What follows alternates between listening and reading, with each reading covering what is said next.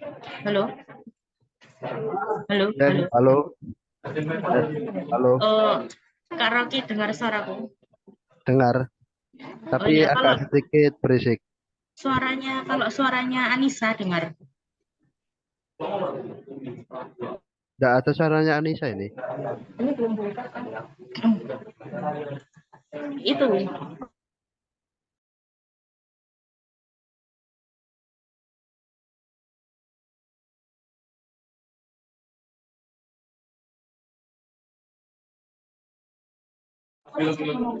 Cek, suaraku ada, Ya, ya dengar. tapi di sini tidak Ya, ada. dengar, dengar. Kalau sekarang dengar. Kalau sekarang Suara. dengar. Dengar kalau sekarang. Kasih kena. Coba lagi. Iki silang. Cek bijim. Suruh Kak, suaranya Kak Rocky. Kak Rocky coba bicara. Halo, tes 1 2. Suaraku gak masuk suaraku. Iya, Coba, suaranya. coba Tapi di cek, aku masuk. coba cek dok gone headphoneku. Coba dicek headphoneku, apakah lampunya nyala atau tidak, apakah tombol mute-nya kepencet apa tidak. Di headphoneku yang ada 4 tombol itu loh. Coba itu dicek. Ibunya nyala tadi. Kalau nyala, kalau nyala itu mute. Kalau nyala itu mute. Coba nih. Ini. Kalau itu suaranya nyala itu mute. Kalau suaranya nyala. Ini aku. Ya kalau lampunya nyala.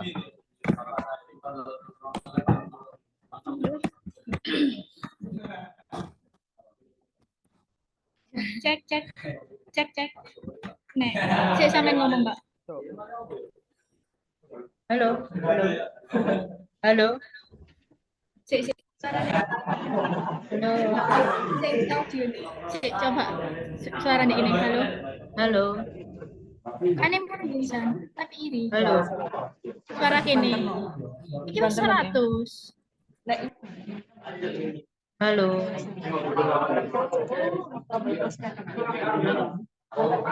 Halo. Halo, halo. Kak krungu Dek. Halo. Halo. Nah, ya wes masuk. Wis masuk kan? Ini suara sama dengar suaraku. Dengar. Oh iya iya. Tapi suara Niki sing ganteng. Kok aneh yo? Heeh. Aku ini kayak sing aneh soalnya. Pakai headset aja saya. Headset aja ta. Rasanya Ininya jernih suaranya sampai apa enggak? Iki aneh di powerful aja. Saya kita anu.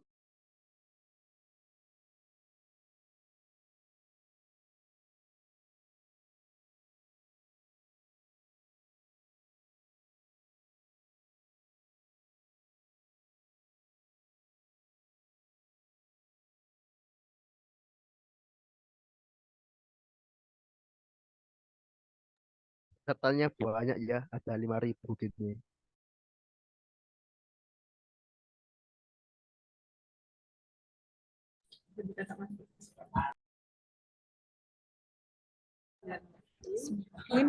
Assalamualaikum warahmatullahi wabarakatuh. Waalaikumsalam warahmatullahi Waalaikumsalam wabarakatuh. warahmatullahi wabarakatuh. Alhamdulillahirrabbilalamin. Wassalatu wassalamu ala asrafil anbiya'i wal mursalin. Sayyidina wa maulana Muhammadin wa ala alihi wa sahbihi ajma'in amma ba'd. Puji syukur kehadirat Allah Subhanahu wa taala yang telah memberikan kenikmatan kepada kita semua sehingga pada sore hari ini kita dapat bermuajahah dalam webinar Sekolah Riset. Semoga acara ini dapat berjalan dengan lancar dari awal hingga akhir. Amin amin ya rabbal alamin. Salawat serta salam kita panjatkan kepada junjungan kita Nabi Agung Muhammad Sallallahu Alaihi Wasallam yang telah menuntun kita dari zaman kegelapan menuju zaman yang terang benderang, yakni adil Islam. Selamat sore semuanya, selamat sore Kak Rocky. Sore. Sore. Wah, narasumber kita sudah hadir teman-teman ya. Kita perkenalan dulu dengan Kak Rocky, dengan pembicara kita pada kali ini. Mungkin Kak bisa dibantu untuk share CV-nya Kak Rocky.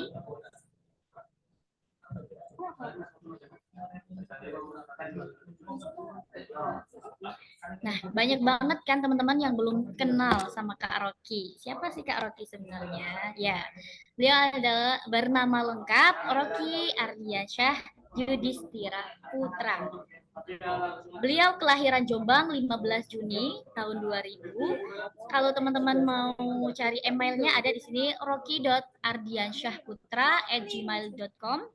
Nomor HP jika diperlukan juga ada ya teman-teman ya 085 856 78 2064. Beliau beralamat di Ngoro, Jombang. Bidangnya beliau itu ada di teknik informatika. Bidang keahliannya statistika, teknologi pendidikan, pengembangan animasi dan game, jaringan komputer, desain manajemen jaringan, ERP atau e-bisnis juga, audit, tata kelola TI, terus metodologi penelitian R&D. Next, Kak. Nah, teman-teman, riwayat pendidikan beliau itu waktu SLTA, beliau ada di SMK PGRI 1 Jombang. S1-nya di Universitas Hasyim Asy'ari sendiri. Bidang ilmunya waktu SLTA beliau ada di Teknik Komputer dan Jaringan. Dan beliau melanjutkan jurusannya di S1 Teknik Informatika. Judul yang selanjutnya aja Kak, lanjut aja ya teman-teman. Publikasi artikel ilmiah dalam jurnal. Judul artikel beliau ini ada 4 teman-teman ya. Yang pertama implementasi algoritma multiplikatif random number generation dalam game adventure Pandai 2B berbasis Android. Nah, nama jurnalnya itu ada di Jurnal Ilmiah Inovasi Teknologi Informasi pada tahun 2003 ya, 2023 ya Kak ya. Ya. Selanjutnya ada penerapan COVID Shooter berbasis Android sebagai game edukasi pencegahan COVID-19 pada anak usia dini. Nah, nama jurnalnya itu ada di Jurnal Teknologi Informasi dan Ilmu Komputer pada tahun 2023 juga. Yang ketiga, evaluasi Google Classroom menggunakan Webtool 4.0 dalam pembelajaran online selama pandemi COVID-19. Nama jurnalnya Generation Journal pada tahun 2022. Yang terakhir ada penerapan usability testing dalam mengukur keaktifan Google Classroom sebagai media pembelajaran IMK. Nama jurnalnya Pendidikan Tambusai. Iya Kak ya? Tambusai pada tahun 2023. Boleh next Kak. 2022. Pengalaman sertifikasi beliau ada CBPA pada tahun 2023. Penyelenggaranya ada di IL Institute. Yang kedua ada CED pada tahun 2023. Penyelenggaranya ada di ESAS Management. Next. Nah, menarik sekali ini teman-teman ya. Pengalaman menulis buku beliau itu banyak banget sudah teman-teman. Bukan cuma 1 atau 2, tapi ada 8 teman-teman. Keren banget kan? Yang pertama apa? Yang pertama ada administrator servis jaringan menggunakan Debian 8 itu pada tahun 2021. Jumlah halamannya 161. Penerbitnya ada di CVAE Media Grafika. Yang kedua ada etika dan hukum siber. Jadi kalau cyber itu harus tahu etika dan hukumnya. Dan Kak Rocky membuatnya. Keren banget teman-teman. Ini diterbitkan pada tahun 2021 yang jumlah halamannya ada 227. Penerbitnya CVAE Media Grafika. Yang ketiga ada pembelajaran e-learning dengan LMS Schoology. Pada tahun 2021, jumlah halaman 114, penerbit CVAE Media Grafika. Yang keempat ada pengantar pembuatan game menggunakan Gdelvelop. Nah, ini juga ada di tahun berikutnya, teman-teman. Ada di tahun 2022. Jumlah halaman ada 215, penerbitnya masih sama Kak ya. Masih sama penerbitnya. Sampai karya yang kelima, ini ada pembangunan game 2D menggunakan GD Lover. Tahun 2022, jumlah halaman 218. Lalu yang keenam ada di monograf aplikasi pembelajaran daring dan learning management system. Studi kasusnya evaluasi, accessibility, testing, dan web qual 4.0. Itu pada tahun 2022. Jumlah halaman 117 dan penerbitnya kali ini berbeda ya. Ada di PT Indonesia Emas Group. Keren sekali, Masya Allah. Ayo next Kak. Yang ketujuh ada evaluasi learning management system LMS dengan usability testing dan web qual 4.0 pada tahun 2022. Jumlah halamannya ada 173 yang mana ini diterbitkan oleh Perkumpulan Rumah Cemerlang Indonesia. Next karya ke-8. Oh, maaf teman-teman, ternyata bukan hanya 8, tapi ada 9 karya tulis yang dibukukan oleh beliau. Yang ke-8 ini ada evaluasi LMS Google Classroom menggunakan usability testing web qual 4.0 dan end user computing satisfaction. Itu pada tahun 2022. Jumlah halaman ada 167 yang diterbitkan di Perkumpulan Rumah Cemerlang Indonesia. Dan yang terakhir, ini belum terakhir, kayaknya bakalan ada karya lagi deh. Yang ke-9 ini ada Flipped Classroom Model, solusi pembelajaran pasca pandemi COVID-19 bagi mahasiswa generasi Z. Nah, ini pada tahun 2023, masih baru banget teman-teman. Jumlah halamannya ada 231, yang mana buku ini diterbitkan di penerbit Magalitera.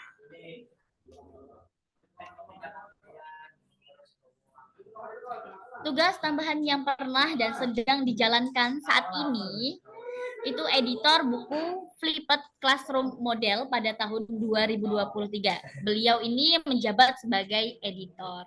Keren sekali teman-teman ya. Itu tadi perkenalan kita dengan narasumber kita pada kali ini. Halo Kak Rocky. Halo.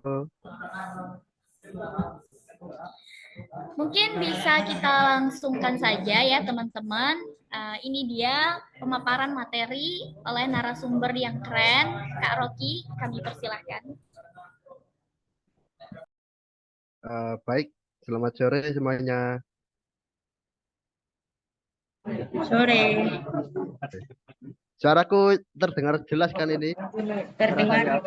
Terdengar jelas. Karo.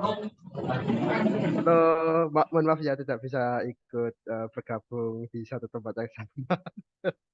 Ya, tidak apa-apa.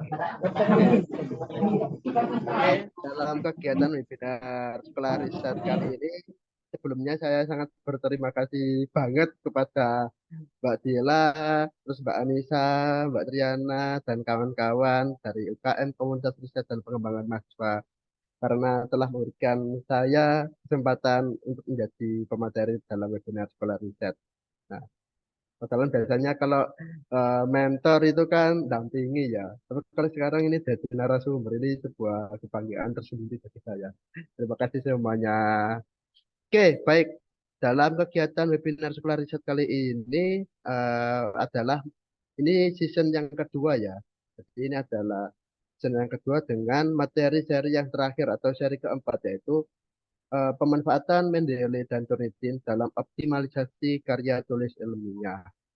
Tuh. Jadi kalau kita ingin membuat sebuah karya tulis ilmiah, entah itu nanti dalam bentuk laporan penelitian, entah itu nanti dalam bentuk jurnal, atau mungkin atau artikel proceeding, atau mungkin barangkali ingin dibukukan, tapi untuk mengoptimalisasi keaslian dari karya kita, maka kita akan memanfaatkan sebuah tools yang mana nanti tools ini akan berguna untuk mendukung originalitas dari karya tulis yang kita buat. Oke. Nah, dalam kegiatan webinar sekolah riset kali ini, terkait tools yang akan dipakai adalah yang pertama yaitu ada yang namanya Mendeley Dan yang kedua itu adalah yang namanya Turnitin. Oke. Nah, sebelumnya terkait share screen nanti share screen dari saya sendiri aja ya. Gitu. Oke, Kak Rofi. Oke. Nah, baik. Sebelumnya terima kasih banyak kepada Mbak Anissa karena telah membacakan CV dari CV saya. Nah, jadi betul selama saya dari 2021 sampai 2023 itu telah menghasilkan beberapa publikasi. Itu saya lakukan sejak saya masih menjadi seorang mahasiswa di Universitas Hasyim Asy'ari. Nah, kebetulan ya apa ya dari berbagai pengalaman yang saya miliki, saya harap eh, melalui webinar sekolah riset kali ini, ilmu, pengetahuan, pengalaman yang telah saya miliki bisa memotivasi teman-teman dari UKM, komunitas riset dan pengembangan mahasiswa, bisa mendukung apa ya skill sama pengetahuan agar teman-teman bisa menghasilkan karya eh, yang lebih bagus lagi, terutama lebih orisinal dan juga eh, apa ya diakui seperti itu. Nah, kalau kita bicara orisinal berarti kita bicara keaslian. Nah, dalam penelitian itu eh, kan kita memang harus benar-benar asli karya. Kita tidak boleh yang namanya plagiasi seperti itu. Karena apa? Karena yang pertama itu sama saja kita menjiplak karya orang lain tapi mengatasnamakan karya kita. Nah, kalau kita ketahuan plagiasi, maka nama kita di dalam akademisi itu yang pasti tentunya akan jelek, itu yang pertama. Yang kedua akan kalau tindak lanjutnya akan ke jalur hukum, tuntutan seperti itu. Nah, nah terus bagaimana sih Kak untuk menghasilkan sebuah karya yang yang asli orisinil gitu, terus diakui.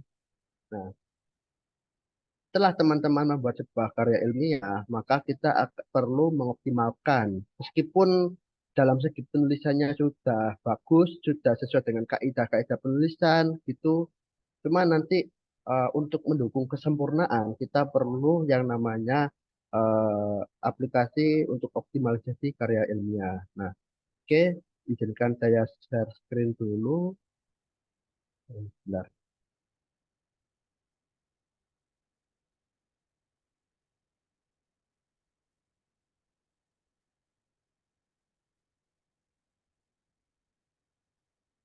Oke, kelihatan ya? Kelihatan, Halo. kelihatan. Oke, baik. Nah, dalam webinar sekolah riset kali ini ada dua jenis tool yang akan saya jelaskan. Nah, ini yang pertama adalah tentang Mendeley. Nah, nanti sistem apa ya kayak kegiatan webinar sekolah riset dari saya nanti ini hanya teori dasar, ini hanya pengetahuan dasar. Nanti kita akan lebih banyak tentang praktek atau kegiatan secara langsung melalui platform dari Mendeley-nya. Itu. Nah, baik dalam optimalisasi karya ilmiah, apalagi karya tulis ya, nah itu seorang peneliti atau seorang penulis, kalau semuanya pekerjaannya adalah penulis karya ilmiah, harus tahu yang namanya aplikasi referensi manager. Nah, sebelumnya itu kalau kita bicara aplikasi referensi manager itu ada banyak banget sih. Cuman yang lebih unggul ini adalah Mendeley gitu. Nah, sampai saat ini Mendeley itu sangat sering dipakai. Nah, tapi teman-teman apakah tahu sih apakah Mendeley itu? Nah, Mendeley. Nah, ini adalah logo dari Mendeley. Ini adalah aplikasi logonya. Nah, Mendeley itu adalah aplikasi yang wajib dipakai untuk seorang akademisi. Jadi, seorang mahasiswa, seorang dosen, apalagi sekarang ada yang namanya PTK, penelitian tindakan kelas, ya, yang dilakukan oleh seorang guru, sama seorang peneliti yang bekerja di sebuah lembaga riset yang nantinya mereka ini pekerjaannya wajib menghasilkan sebuah publikasi ilmiah, wajib menghasilkan sebuah laporan penelitian yang sifatnya originalitas, wajib tahu aplikasi referensi manajer. Salah satunya adalah Mendeley. Nah, terutama kalau dalam webinar sekolah riset kali ini kan khususnya untuk mahasiswa ya. Nah, mahasiswa yang sedang menulis artikel ilmiah, jurnal, proceeding, maupun tugas akhir yang lain seperti skripsi dan yang kedua adalah tesis. Nah, Mendeley ini sebuah aplikasi yang nantinya dapat membantu teman-teman dalam penitipan atau penulisan citasi, referensi dari eh, artikel-artikel yang teman-teman rujuk, bisa jurnal, bisa buku, maupun seminar penelitian seperti itu. Nah, tujuannya buat apa? Tujuannya buat memudahkan kita sebagai seorang penulis saat membuat sebuah citasi dan juga daftar pustaka. Jadi kalau dalam sebuah penelitian, apalagi laporan penelitian ya, nah itu kan kalau kita ingin menulis bab satu ada pendahuluan, terus di dalamnya itu ada latar belakang. Nah itu kan kalau kita ingin kayak menyampaikan sebuah pendapat yang didukung dengan rujukan para ahli, kan wajib mencantumkan citasi. Kita sebagai seorang penelitian tidak bisa membuat asumsi tersendiri karena kita masih dalam status S1. Tapi kita bisa membuat sebuah usulan berdasarkan hasil rujukan dari para penelitian terdahulu. Jadi menurut para penelitian ini, nah itu kita apa ya memberikan kesempatan untuk apa ya kayak mengusulkan sebuah solusi seperti itu. Nah, makanya kenapa kok Mendeley ini dibutuhkan? Mendeley ini nantinya akan membantu teman-teman untuk membuat sebuah citasi. Karena apa? Karena kalau tanpa Mendeley itu apa ya? Kalau dibilang sulit itu iya. Karena apa? Karena kita harus baca jurnalnya dulu. Apakah sesuai apa tidak? Poin intinya gitu. Terus kita harus menulis manual kayak disitasi di bagian kutipannya itu harus ditulis manual. Belum lagi pas waktu daftar pustaka. Seperti itu. Apalagi setiap karya tulis ilmiah itu punya template daftar pustaka tersendiri. Seperti itu. Contoh yang paling sering ditemui itu adalah jurnal. Jurnalnya Universitas Hasyim Asyari, contohnya maksudnya jurnalnya dari Fakultas Pendidikan, Fakultas Agama Islam, barangkali ya ini, barangkali ada tata aturan penulisannya tersendiri. Nah, yang menjadi rujukannya nanti adalah database referensi yang dimiliki oleh salah satunya adalah Mendeley gitu. Nah, ini kalau semuanya statusnya kita ibaratnya gini, kita ingin mempublikasikan karya keluar. Keluar ini maksudnya ke kampus lain yang level publikasinya itu tinggi. Contohnya adalah Brawijaya sebagai yang sudah tua. Itu mereka punya template-nya tersendiri lagi, punya tata aturannya tersendiri lagi, bahkan batasan halaman juga. Nah, itu kalau jurnal seperti itu. Nah, karena Mendeley ini memiliki berbagai apa namanya format citasi yang bervariasi sesuai dengan kebutuhan kita sebagai seorang peneliti untuk menulis sebuah laporan. Nah, kita tidak perlu lagi bingung, kita tidak perlu lagi kayak melakukan secara manual. Cukup pakai aplikasi Mendeley, eh, kita kelola sesuai referensi, sesuai kebutuhan kita, terus kita atur sesuai dengan format yang ada dalam sistematika penulisannya. Seperti itu. Nah, itu adalah gambaran dari Mendeley. Nah, terus kalau kita bicara fitur dari Mendeley, fiturnya itu ada apa saja sih? Nah, Mendeley ini punya berbagai macam fitur. Nah, kita sebagai pengguna laptop atau komputer, nah, kebanyakan kalau teman-teman kan pakai Microsoft Windows ya, sistem operasinya. Ada yang Windows 10, ada yang Windows 11, atau mungkin Windows-Windows sebelumnya gitu. Nah, Mendeley bisa dijalankan pada aplikasi Windows. Terus buat pengguna laptop atau komputer Apple juga dapat dijalankan. Ataupun bagi seorang peneliti yang bidangnya di bidang ilmu komputer murni, kan mereka kan tidak pakai Windows, mereka kan pakai sistem operasi Linux kan. Nah, Mendeley tetap bisa dijalankan gitu. Terus fitur yang kedua adalah mampu menampilkan metadata dari PDF secara otomatis. Jadi gini, kalau kita melakukan submission jurnal, nah kita harus menyertakan sekilas terkait informasi isi dari jurnal kita. Salah satu yang paling mudah itu adalah melalui abstrak.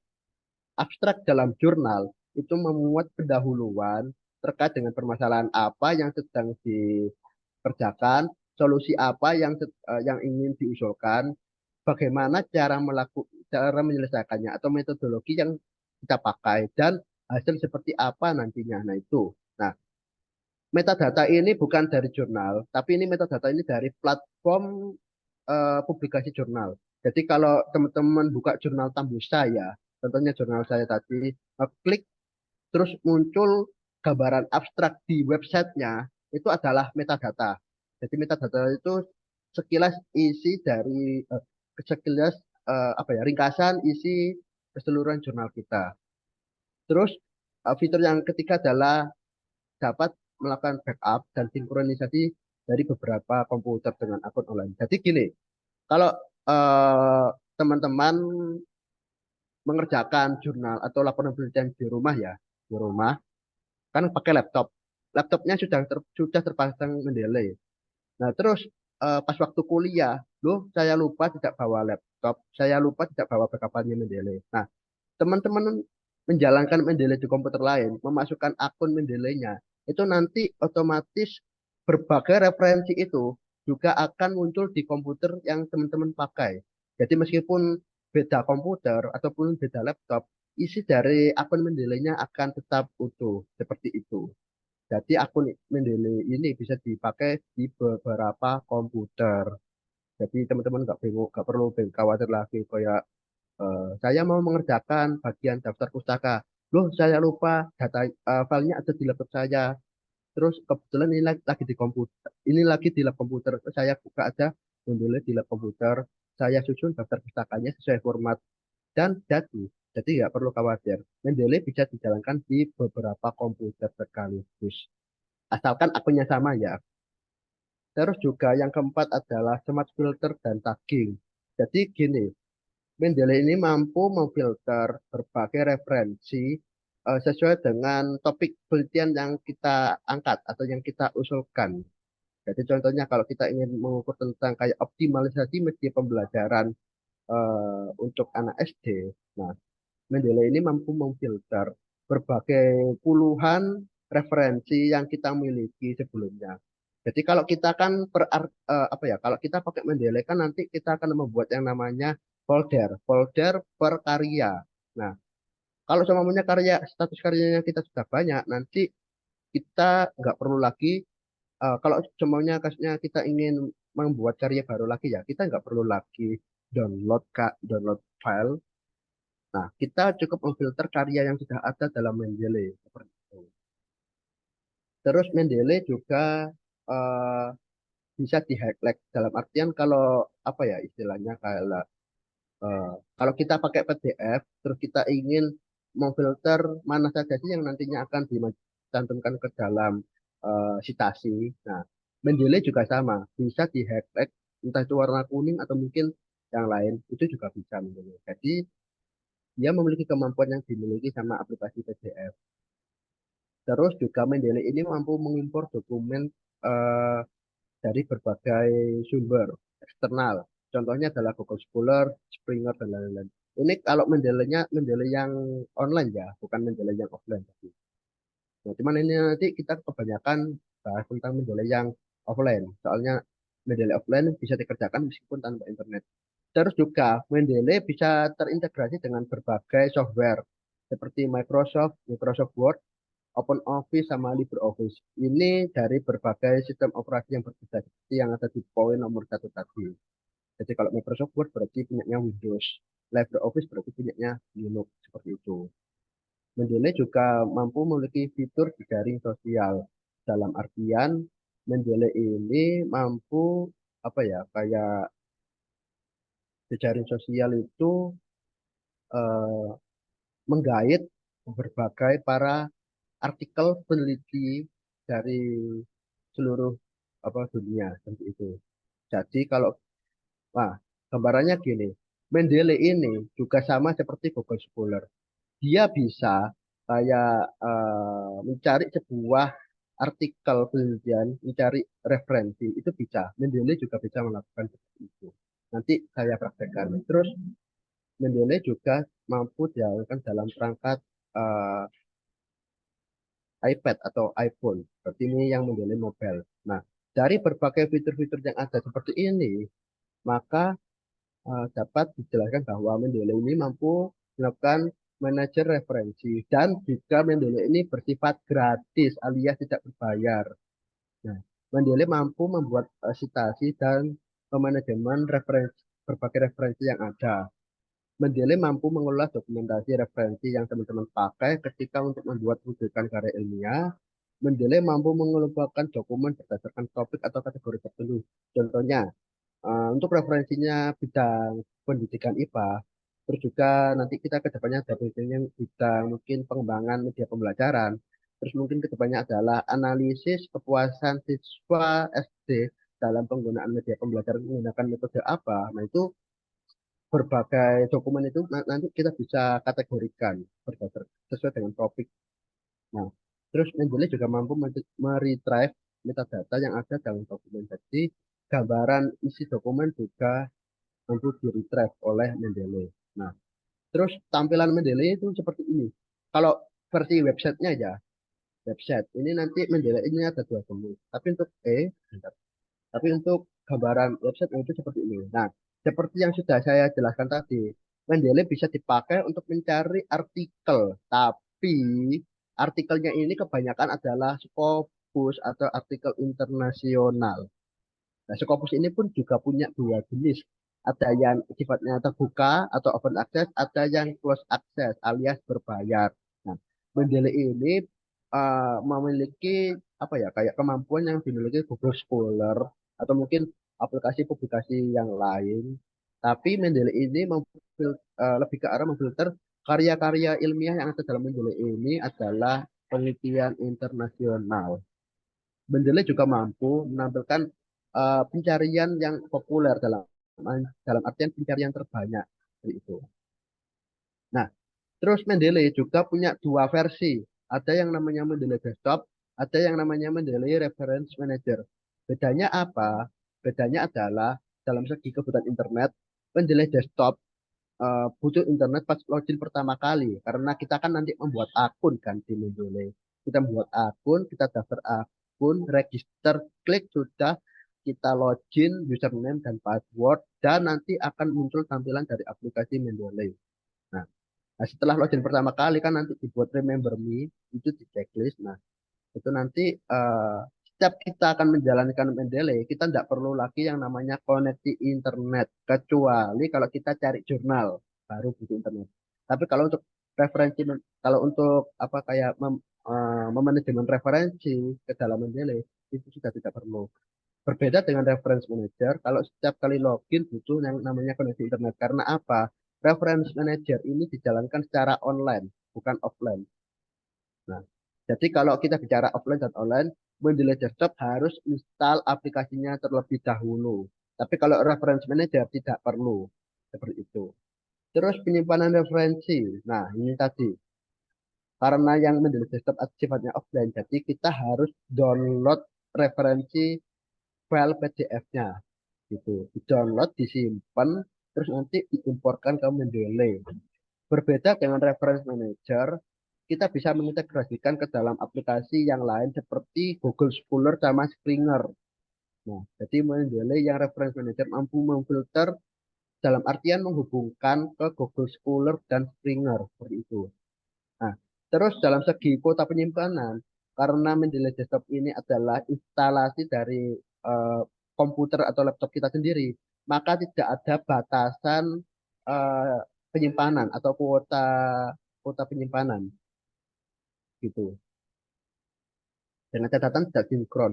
Tidak sinkron ini maksudnya gini, ketika teman-teman membuka aplikasi Mendeley di komputer lain, nah kan itu nanti apa ya harus melakukan yang namanya sinkron dulu biar referensi teman-teman itu bisa kebaca di komputer lain. Jadi apa ya kayak istilahnya membackup biar bisa diakses ke komputer lain dengan akun yang sama. Meskipun sama-sama pakai Mendeley Desktop. Nah, terus kalau yang reference manager, Mendeley reference manager ada penyimpanan kapasitas penyimpanan kurang lebih 2 giga untuk akun gratis. Melebihi itu nanti berbayar. Nah, terus dalam segi penggunaan Microsoft Office juga tidak jauh beda. Kalau Mendeley Desktop, apakah bisa dijalankan Microsoft 365? Itu bisa, karena saya sudah membuktikannya sendiri. Itu bisa. Nah, ini emang gambar ini saya ambil dari referensi internet, cuma saya menegaskan sesuai dengan pengalaman saya pribadi. Kalau yang reference manager itu saya kurang paham karena saya jarang pakai sebenarnya. Gitu. Jadi mungkin memang harus Office yang didukung sama Windows 10 ke atas, kurang lebih seperti itu.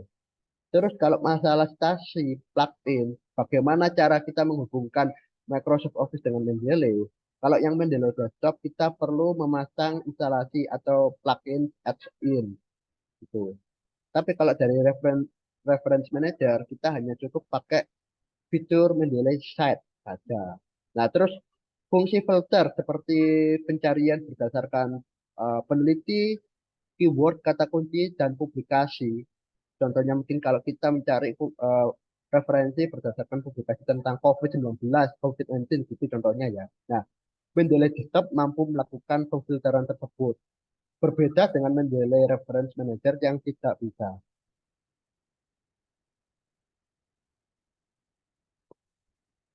Jadi itu adalah gambaran sekilas dari dua versi Mendeley. Nah, karena saya lebih sering pakai yang desktop, nanti kita akan membahas lebih banyak tentang Mendeley Desktop.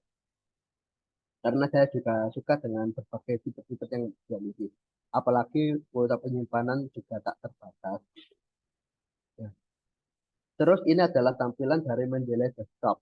Nah, ketika kita sudah melakukan instalasi Mendeley, nanti akan muncul yang akun apa kolom isian, ada email sama password. Nah, kalau kita belum memiliki akun, kita nanti akan register dulu. Nah, registernya ini butuh internet karena nanti akan mengarahkan ke eh, apa namanya situsnya Mendeley langsung.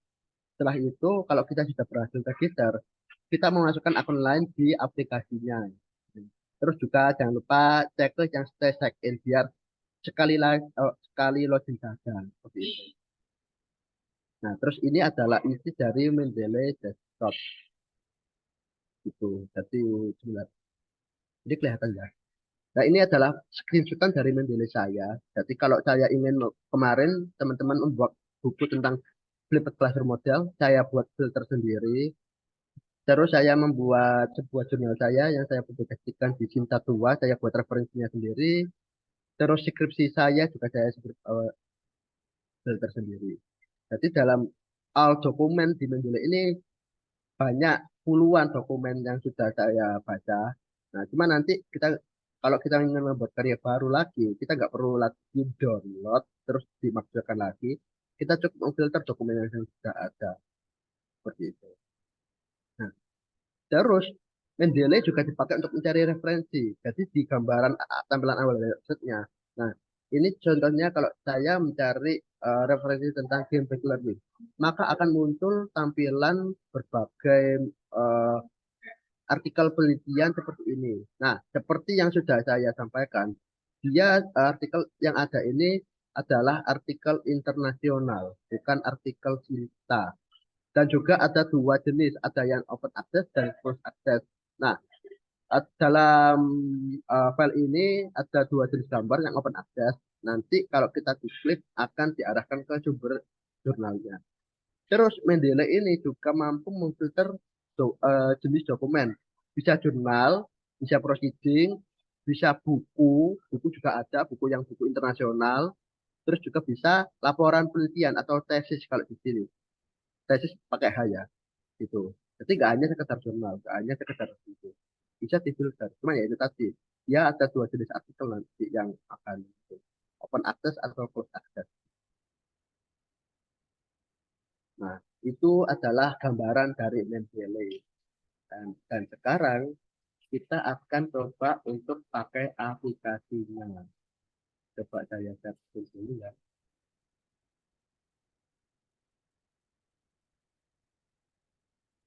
Kelihatan? Kelihatan. Kelihatan ya. Nah, oke, bentar. Ya, tadi sudah di-share, ya, di-share sama Mbak Dila terkait link instalasi Mendeley Desktop yang saya kirimkan itu tampilannya nanti seperti ini. Jadi link itu nanti seperti ini tampilannya.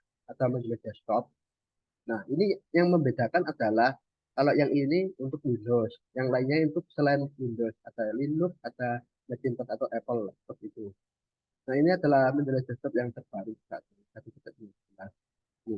Jadi kalau dari link tadi teman-teman bisa download, klik aja, nanti otomatis akan mendownload aplikasi Mendeley-nya seperti itu. Nah, terus terkait instalasi, ini mungkin saya yang ini agak lupa. Ini belum saya kirimkan ya. Nanti saya kirimkan. Gitu. Ini tampilan Mendeley nama sih. Nah, jadi kalau itu apa namanya download Mendeley, tinggal salin aja link saya yang saya kirimkan. Atau mungkin bisa gini, atau mungkin bisa gini. Ketik aja download Mendeley desktop. Nanti akan muncul yang seperti ini. Mendeley desktop 1.19.1.5 installer. Nah, nanti tampilannya akan seperti ini. Ini adalah cara untuk mendownload desktop. Soalnya kalau kita mengetik Mendeley saja, itu cuma itu tampilan Mendeley referensi. Nah, Mendeley referensi seperti ini. Ini adalah tampilan awal dari Mendeley referensi. Nah, ini kita bisa mencari artikel. Contohnya tadi saya sudah bilang nih. Terus downloadnya di mana? Downloadnya di sini downloadnya. Nah, ini adalah download itu referensi Mendeley yang referensi manager, Mendeley online. Jadi meskipun online tetap butuh apa ya kayak aplikasi, kayak WA lah intinya, butuh aplikasi tapi butuh koneksi seperti itu. Nah, yang offline-nya yaitu tadi, offline-nya kalau bisa diketik desktop pas awal downloadan. Nah, terus coba saya ini sebentar ke distrak suara lain apa tidak? Halo? Tidak, Kak. Boten. Tidak, tidak ke distrak suara lain ya? Oke, oke, oke. Nah, Boten. untuk cara kita cari ini sebelum kita masuk ke referensi manager, tak kasih info cara cari referensinya. Ini adalah seperti Google Scholar. Ya ini punya kemampuan seperti Google Scholar, mampu mencari artikel-artikel referensi. Tapi ya ini tadi seperti yang saya sampaikan. Ini sifatnya artikelnya adalah internasional. Contohnya tadi saya mencari yang besar.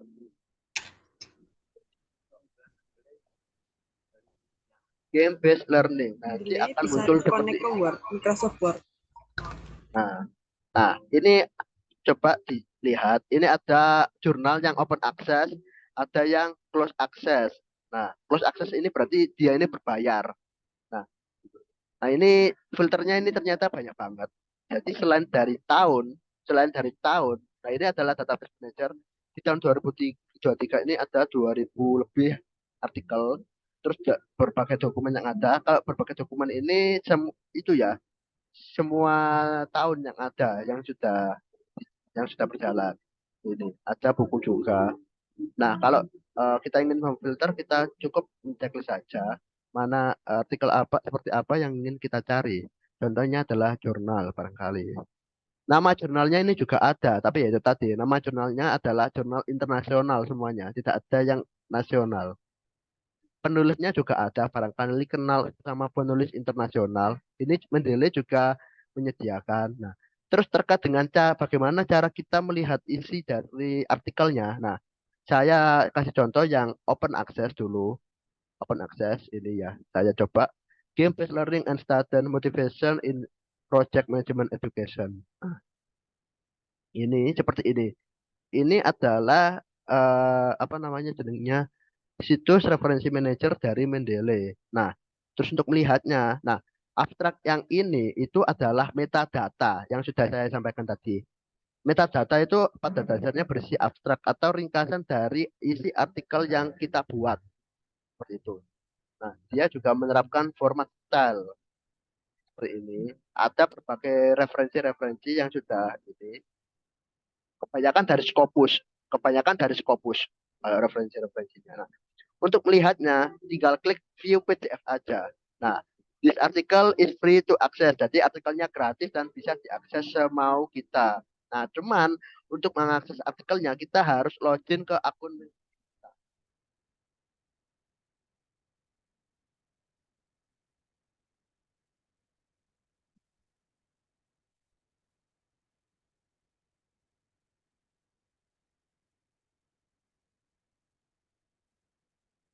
Jadi kalau ingin mengakses referensi dari Mendeley, kita harus punya akunnya dulu. Nah, itu tadi, terus klik filenya. Nah, nanti tampilannya seperti ini. Ini adalah sumbernya dari Science Direct. Ini berkualitas banget ini. Dan apa ya, tidak semua mahasiswa yang dari PTS bisa mengakses ini. Soalnya ini mahal kalau kita berlangganan. Cuman ada ya beberapa yang sifatnya gratis. Nah, cara kita untuk melihat artikel apa referensi yang gratis, salah satunya ya pakai Mendeley saja. Soalnya apa? Di Mendeley-nya ini sudah tersedia keterangan apakah dia open access atau close access seperti itu. Bisa dipahami ya. Nah, terus untuk melihatnya adalah tinggal klik view PDF saja. Nanti akan diarahkan ke situs eh, isi dari artikelnya. Nah, seperti ini. Ini adalah artikel yang open access alias bisa dipakai.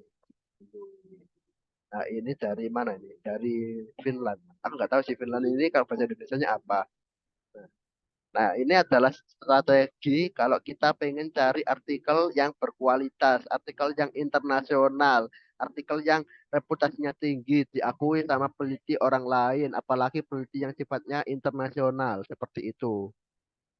Nah, terus bagaimana kalau yang close access? Kalau yang close access ya otomatis nggak bisa diakses. Apa namanya? Itu cukup kita hanya tahu metadatanya saja. Tapi kalau ingin melihat isinya itu yang kita tidak bisa. Nah, di sini tidak ada keterangan view PDF atau view artikel. Yang adanya get full text nanti akan berbayar. Seperti itu. Nah, ini gambarannya. Nanti akan berlangganan. Nah, artikel yang berkualitas seperti ini kita harus berlangganan. Gitu. Oke, ini adalah gambaran dari Mendeley Reference Manager yang mana nanti kita bisa pakai untuk mencari artikel berbagai macam artikel yang apa ya, yang reputasinya sudah sekelas internasional seperti itu. Terus bagaimana dengan aplikasi Mendeley desktopnya? Nah, Mendeley desktopnya itu seperti ini teman-teman tampilannya. Ini kalau sudah keinstall ya. Kalau belum nanti tampilannya akan seperti ini. Jadi kalau kita download terus kita install, nanti prosesnya akan begini. Nanti ini ya file ini nanti akan saya kirimkan. Jadi proses instalasi, next, terus saya setuju, pilih lokasi instalasinya, masukkan akun. Nah ini tampilan awal, masukkan akun. Di sini kita akan membuat, masukkan alamat email aktif, nama depan, nama belakang, dan password dari Mendeley-nya. Nah, terus kita juga akan mengisi yang namanya apa ya, kayak instansi kita, terus juga pendidikan kita, gitu. Terus kalau sudah nanti akan tampilannya seperti ini. Ini yang saya maksud dari jejaring sosial tadi. Seperti itu. Nah, terus kalau kita sudah punya akun, kita bisa masukkan kembali. Terus jangan lupa saya klik yang stay check in atau apa ya, ingat saya kembali. Biar nanti kalau kita buka aplikasi Mendeley, nggak perlu lagi mengisi email sama passwordnya. Nah, terus tampilannya ya seperti ini tampilannya. Ini kalau saya sudah banyak sih ini. Ini all dokumen dari berbagai dokumen yang saya kerjakan seperti ini.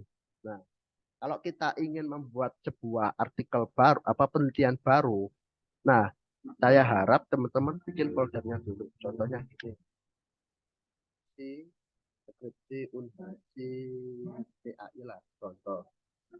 Nah, terus gimana cara menambahkan filenya? Cara menambahkan filenya ini ada dua cara. Ada yang tambahkan add file. Kalau kita punya file digitalnya, kita cukup tambahkan add file saja. Terus cari file di apa digitalnya.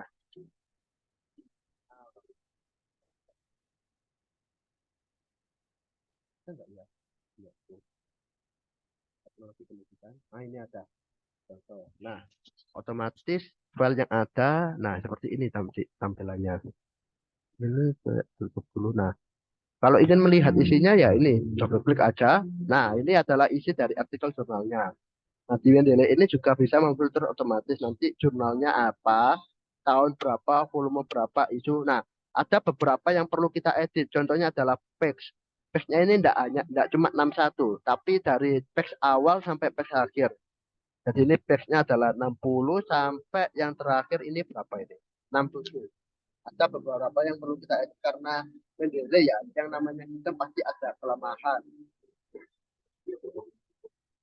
Ini metadata dari. Terus bagaimana kalau kita punya artikel atau punya karya, tapi tidak punya versi digital, punya yang versi cetak. Nah, untuk menambahkan yang versi cetak, cukup klik file, terus add entry manual. Nah, ini kalau tidak ada digitalnya ya, tidak ada editnya. Jadi ini klik manual. Kalau ini contohnya kalau misalnya itu atau referensinya itu buku cetak atau jurnal cetak barangkali itu pun tidak ada, soalnya tidak apa, tetap kita masukkan ke dalam media itu digeser biar bisa apa ya, termanajemen dengan baik. Contohnya mungkin sebentar, apa namanya,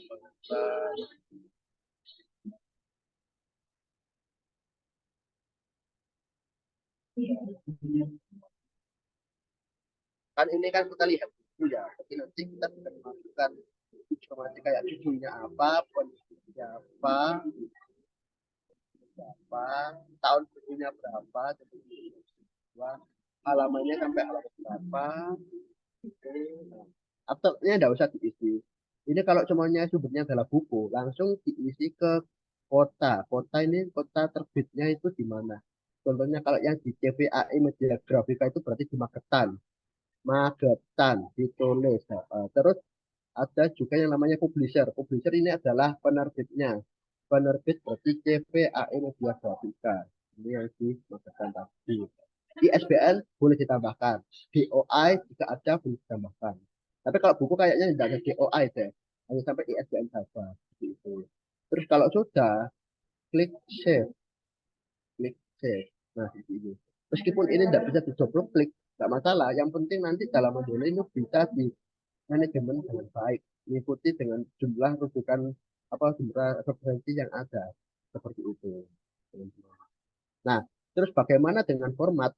Nah, terkait dengan format ini ada di bagian view, menu view, ada citasi style. Nah, ini berbagai format yang ada. Ini saya yang more style ada ya, more style. Nah, ini ada keterangan menu installed, artinya sudah terinstall. Terus ini get more style kalau ini belum terinstall gitu. Terus ini adalah nama referensi dari jurnal sama ini menu tentang. Nah, kalau seumpamanya kita memasukkan format referensi yang belum ada, itu kita nanti milihnya ke get more style dulu. Nah, terus gini, katanya, Kak, ada yang namanya apa style, tapi di sini nggak ada tulisan apa gitu. Nah, apa itu juga teman-teman harus tahu singkatan sama kepanjangan. Apa style LGC ketujuh tadi. Apa style itu singkatannya kepanjangannya dari American Psychological Association. Nah, Seven edition. Nah, ini adalah format apa style yang edisi ketujuh. Terus juga ada yang Chicago. Ada format IEEE. Tergantung dari referensi manajernya. Contohnya aku buka jurnal ya. Hmm, Seven. Atau ini aja. Tik, tik, tik, UK. Nah, nah, apakah ini berlaku sama jurnal saja? Tidak. Ini bisa berlaku buat skripsi juga. Skripsi ini tergantung dari sistematika. Nah, aku masalahnya tidak ada sistematika penulisan skripsi kalau yang seperti itu. Jadi contoh yang paling mudah adalah jurnal sih. Jurnal, terus coba download yang ini, kita namanya template. Nah, kita tahu format apa yang dipakai itu dari template. Dari template artikelnya. Nah, contohnya ini. Contohnya ini. Kita lihat di bagian yang paling belakang. Biasanya sih. Biasanya di aturan penulisan. Kita nggak lihat di sini. Nah ini, penulisan sumber pustaka dan cara mengacu menggunakan aturan Harvard Anglia identifikasi, di mana semua penulisnya ada menggunakan format huruf besar semua seperti ini. Gitu. Nah, jadi kita harus tahu nanti Harvard style tidak ada tuh tidak. Kalau ada ya berarti apa ya? Harvard Anglia. Harvard tidak ada. Kalau di kalau kita cari tidak ada ya tidak ada. Biasanya kalau dalam jurnal ini juga akan mencantumkan, nah ini petunjuk lebih lengkap mengenai aturan Harvard dapat baca pada link ini. Nah ini bisa. Oh Harvard Anglia Ruskin, namanya. Harvard Anglia Ruskin. Aku tidak pernah baca. Harvard Anglia Ruskin. Anglia. Nah Anglia Ruskin University Harvard. Nah nanti ini klik install, install. Terus kalau sudah nanti di sini coba dicari tadi Harvard Anglia Ruskin. Atau kalau dari sini juga bisa. Tidak bisa. Oh ini. Use di style. Gunakan style ini. Berat.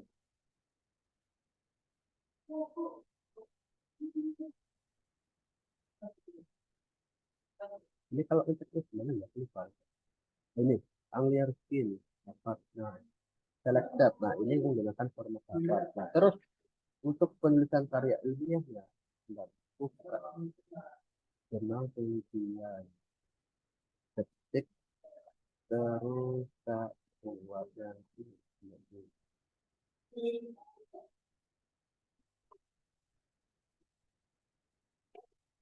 Tapi kalau gitu, ini kalau semuanya dalam pengaturan format ya, nanti otomatis di Word itu biasanya enggak ini enggak bisa kan nanti.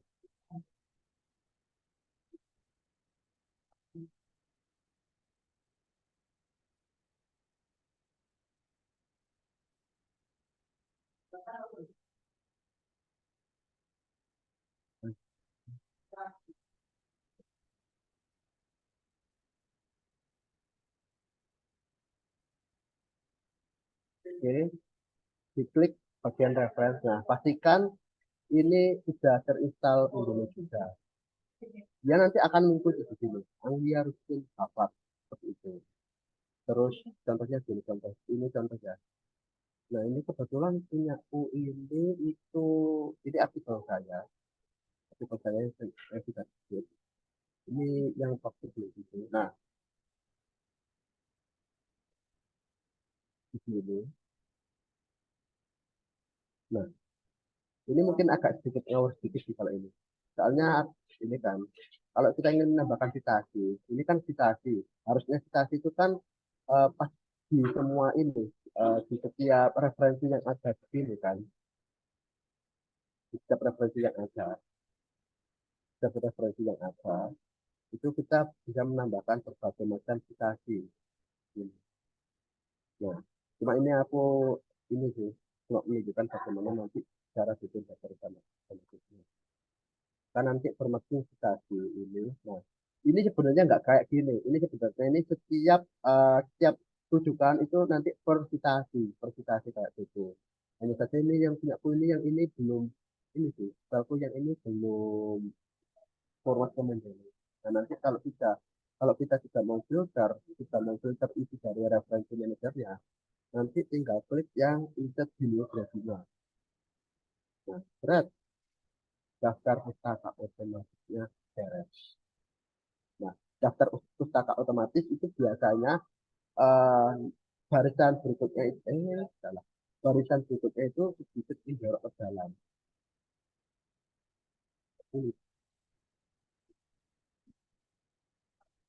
Nah, kayak gini biasanya kalau jurnal ya, kalau jurnal itu biasanya nah, terus justify kata kanan kiri seperti ini. Itu nanti meskipun kita, nah ini memudahkan kita untuk membuat citasi sama daftar pustaka. Jadi kita nggak perlu mengetik satu persatu dari berapa jurnal. Ada 19 artikel. Ini aku banyak soalnya tauku ingatku itu minimal 15 nih per karyanya itu.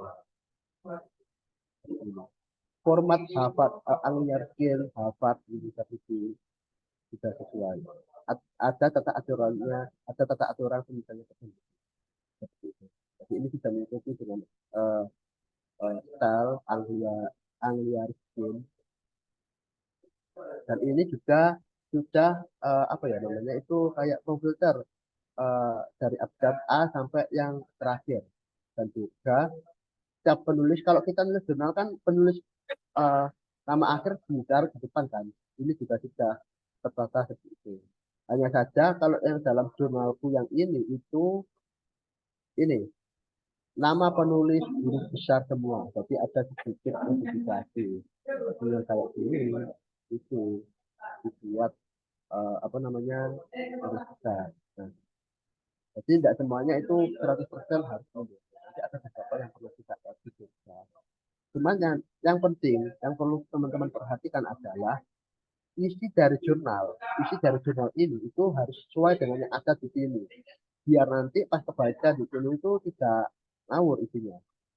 Soalnya kan ini kan nanti yang kebaca itu yang ininya, bukan yang ini. Jadi nanti judul, title, judul, author, penulis, nama jurnalnya apa, tahun berapa, volume, halaman berapa, bersama ISSN barangkali ada itu nanti yang ada di sini itu semua nanti yang akan kebaca di daftar pustaka seperti itu.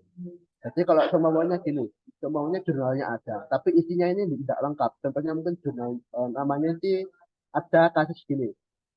Autor ini adalah judul. Judul adalah nama penulis. Nama jurnal ini adalah tahun. Ada yang seperti itu, tergantung dari jurnalnya, tergantung dari apa namanya kalau jurnal itu OJS, Open Journal Systemnya. Seperti itu. Menurut saya OJS yang sudah lama, yang sudah cinta, harusnya itu sudah tersusun rapi sih, kalau menurut saya. Begitu. Jadi ada beberapa yang perlu kita filter. Meskipun dalam artian kita mungkin agak ngoyo di awal itu nggak masalah. Soalnya nanti kita akan apa ya? Kita akan menikmati pas kalau semuanya referensinya sudah tersusun semuanya. Jadi kita nggak perlu lagi kayak menulis Andraeli, Ananda. Ini awalnya siapa ya? Nanti tapi yang nama-nama yang lain. Kan kita lihat dari nama belakangnya. Terus nanti kalau penulisnya satu bagaimana? Kalau penulisnya dua bagaimana? Kalau penulisnya tiga atau lebih dari tiga itu bagaimana? Terus juga kalau dalam jurnal, artikel jurnal, biasanya nama jurnalnya itu dicetak merah. Kalau judul tetap, tapi kalau nama jurnalnya dicetak merah. Terus juga volume tidak ditulis vol, tapi langsung ke volumenya berapa. Kalau ini volume 1, value-nya adalah nomor. Jadi kalau dalam jurnal ini ya, saya kembalikan. Jurnal itu dikenal dengan namanya istilah volume dan nomor. Nah, ini jurnal terpilih volume 10 nomor 3 bulan Juli tahun 2023. Ini.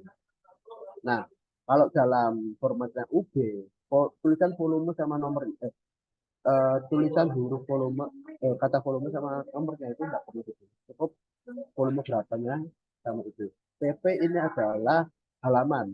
Nah, kalau cuma punya artikel internasional biasanya pakai PP. Tapi kalau artikelnya yang bahasa Indonesia itu pakai hal. Tergantung dari jurnalnya juga sih.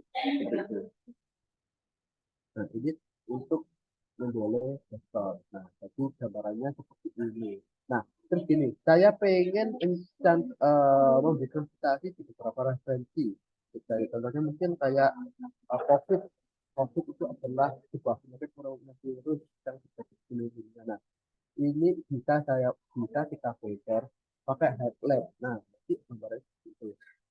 Jadi tidak hanya PDF saja, menjoleh juga bisa melakukan seperti ini. Kalau kita ingin memberikan catatan, ini nanti memudahkan kita. Ini kasusnya kalau mahasiswa ya.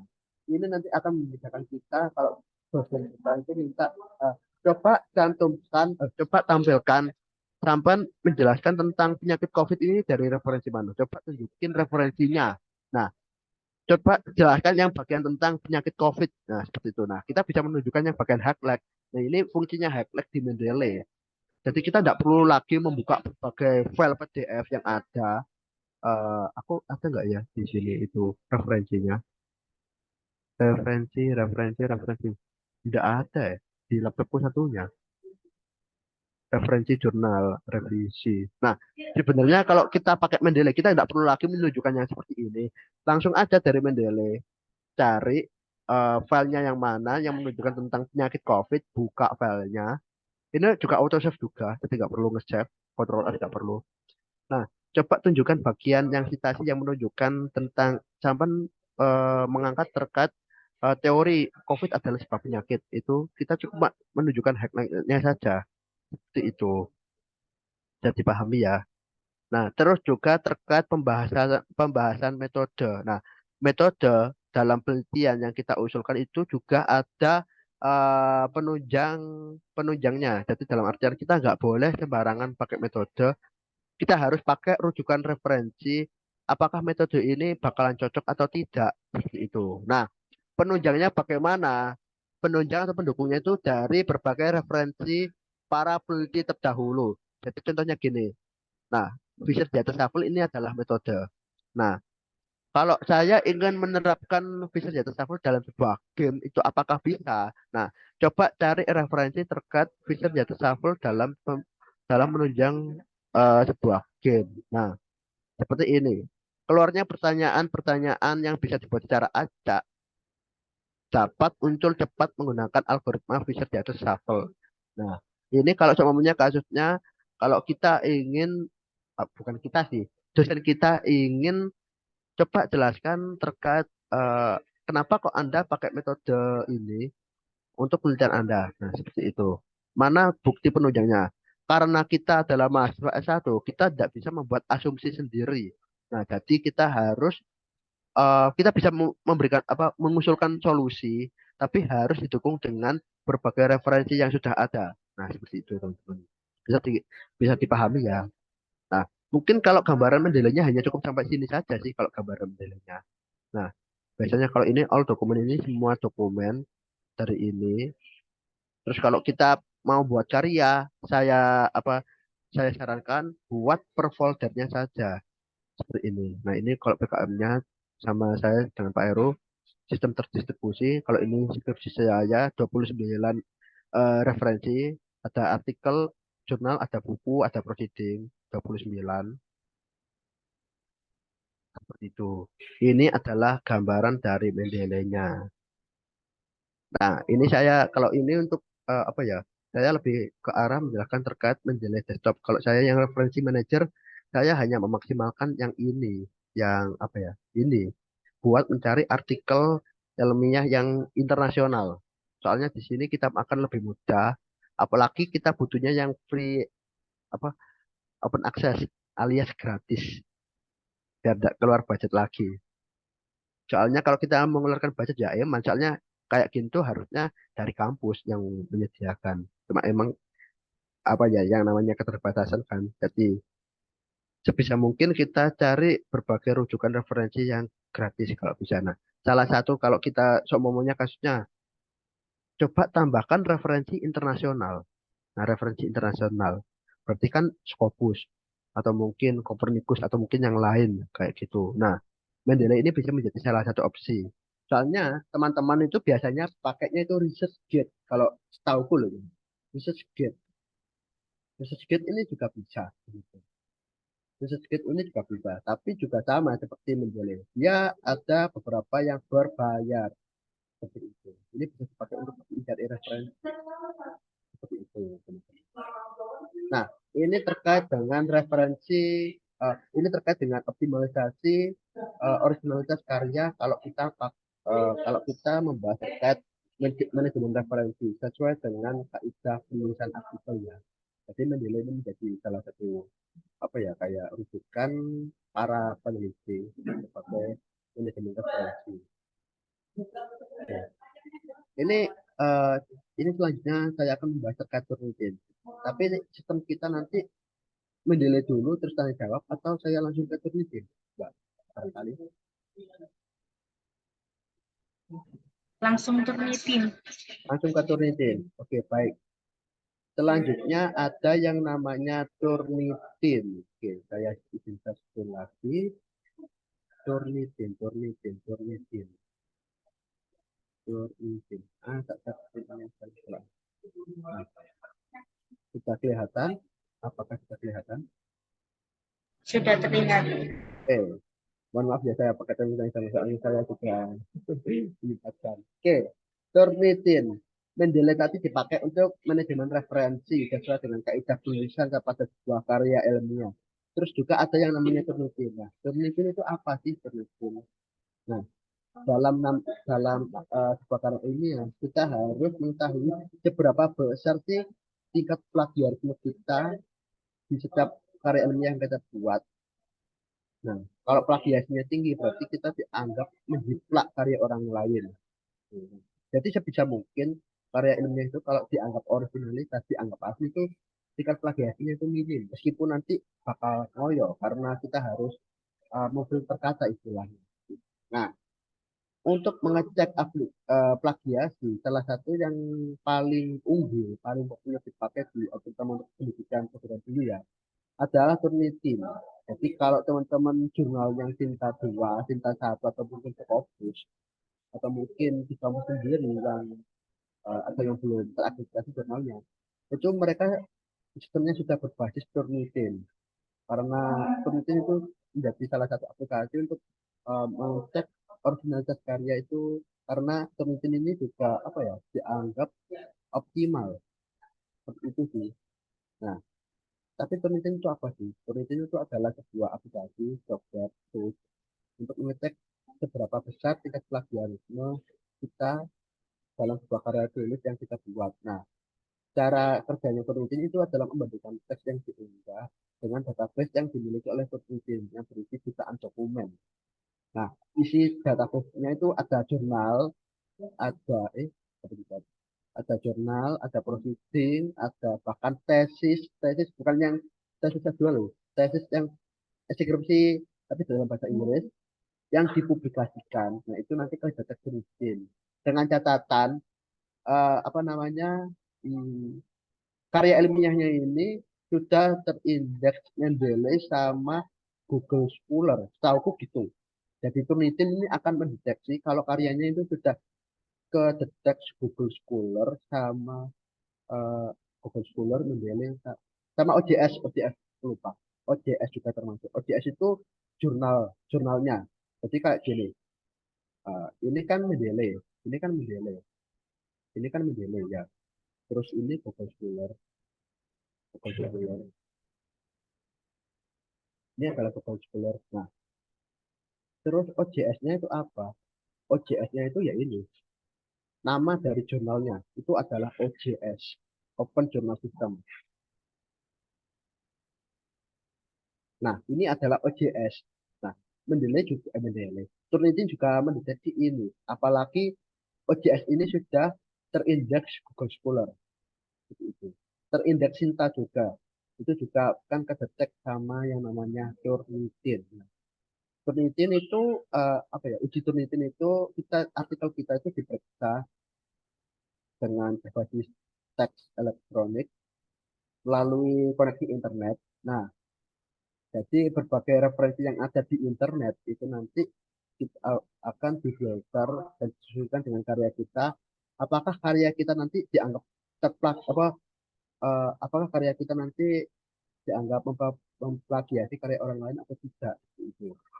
Nah, terus kenapa kok harus pakai Turnitin? Nah, kenapa kok karya ilmiah itu harus dicek plagiasinya?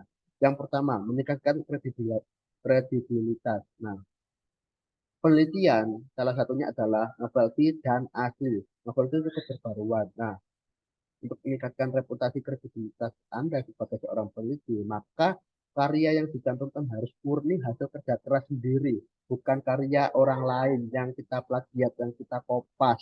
Seperti itu. Nah, karya yang orisinil ini juga butuh waktu kerja keras, modal, dan usaha.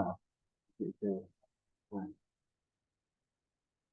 terus juga yang kedua adalah revisi. Nah, kalau kita membuat yang namanya karya ilmiah, tidak lepas dari yang namanya revisi. sebagus apapun hasil karya kita, tetap ada yang namanya revisi. Revisi ini bukan berarti karya kita ditolak atau semacamnya juga ya. Cuma dalam segi penulisan itu yang perlu di apa ya di apa dipelajari kembali seperti itu teman-teman. Jadi revisi dalam artian Mbak Mbak Dila karya ini sampan saya revisi. Tuh, revisinya revisi apa dulu ini? Apakah revisi topik? Apakah revisi usulan? Atau revisi penulisan? Nah, kebanyakan kalau sudah masuk ke dalam tahap jurnal adalah revisi penulisan. Hmm. Terus kenapa kok pakai Turnitin? Nah, nanti saya jelaskan. Terus juga mencegah plagiarisme. Nah, jadi kalau kita pakai Turnitin itu mencegah plagiarisme. Turnitin ini mampu menampilkan eh, persentase berapa sih tingkat plagiarisme dalam artikel atau dalam karya kita. Nah, jadi nanti ini juga tidak akan merugikan kita sebagai penulis asli dengan tidak merugikan kepada rujukan yang kita pakai karena nanti kita, takutnya dianggap plagiat dan itu juga ada sanksinya, ada undang-undangnya. Dan juga kita juga harus kalau pakai penelitian kita juga bisa mengetahui tingkat plagiarismenya. Gitu. Nah, ini adalah file yang dibaca oleh Turnitin. Gitu. Filenya itu bisa Microsoft Word, Docs, HTML, Corel Word Perfect, Adobe Script, Rich, RTF, PDF, ODP, Open Office juga, sama PowerPoint. Nah, dari berbagai file yang bisa dibaca Turnitin, kesimpulannya gambar tidak bisa kedetek plagiasi, tapi gambar bisa kedetek hak cipta. Seperti itu. Jadi kalau Turnitin itu tidak bisa mengecek plagiasi gambar. Tapi gambar itu memiliki hak cipta. Apakah itu gambar asli Anda sendiri atau gambar curian dari karya orang lain? Nah itu nanti ada hubungannya dengan yang namanya undang-undang tentang plagiasi karya ilmiah. Itu. Terus juga Turnitin punya level pengecekannya tersendiri. Ini dalam bentuk warna. Kalau warna biru berarti 0. Ini biasa. Aku belum pernah sih nemu karya yang plagiasinya 0% itu belum nemu sih. Aku selama ini aku pakai Turnitin plagiasiku paling rendah itu ya 11% sih buku tapi bukunya buku referensi soalnya isinya praktek dan itu kegiatanku sendiri ya nggak bakal kedetek plagiasi.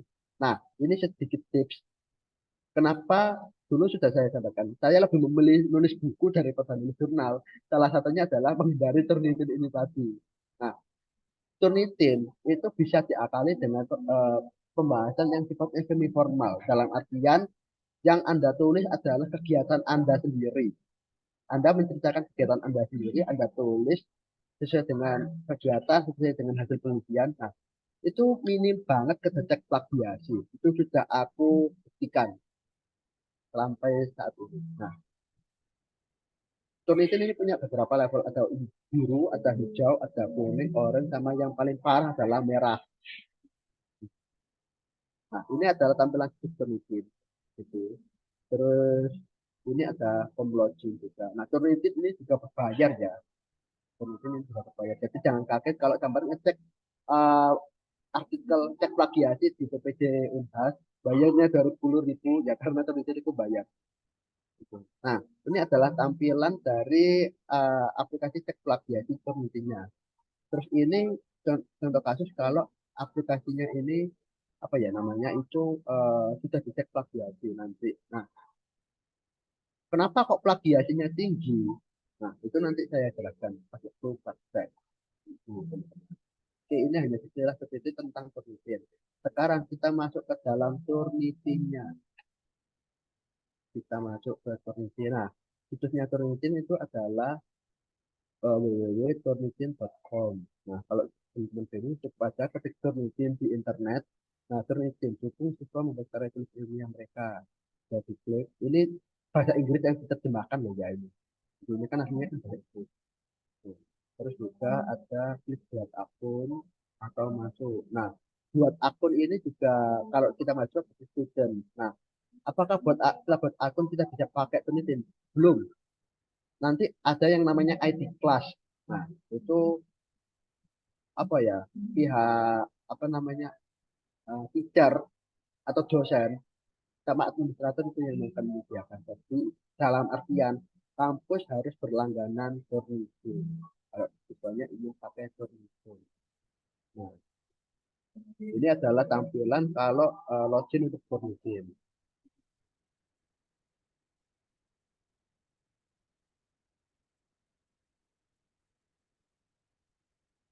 Nah, ID class itu yang seperti ini.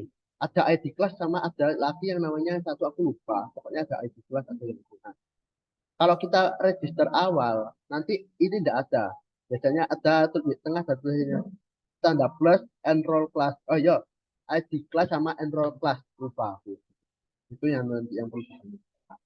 Terus nanti kalau sudah memasukkan itu dengan tepat, nanti akan muncul eh, layanan contohnya seperti ini. Jadi ada kelas name, untuk Java. Nah, kita klik yang kelas name.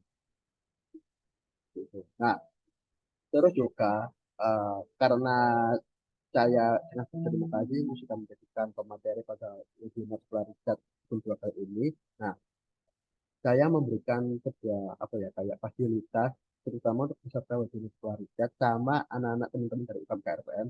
Barangkali kalau ingin cek artikel ilmiahnya ke saya silakan. Saya kasih jawab gratis dengan catatan anggota KRPM sama peserta Claricat disediakan itu. Monggo itu langsung. Nah, ini adalah apa namanya tampilan dari check similarity Turnitin. Nah, Turnitin ini adalah per apa ya lupa per apa ya sekarang sih. Per submission, per submission. Nah, per submission ini cuma bisa 3 kali per 24 jam. Jadi kalau ini sudah 3 kali, nanti submission berikutnya itu sudah tidak bisa sampai kita nunggu 24 jam berikutnya. Nah, gitu. Jadi kalau ini enggak, kalau aku punya 100 kali submission, jadi aku dalam dalam artian ini 100 satu dalam artian 1 hari bisa ngecek plagiasinya itu 300 kali. Nah, ini adalah artikel yang sudah saya cek plagiasi. Ini punya aku sendiri sih.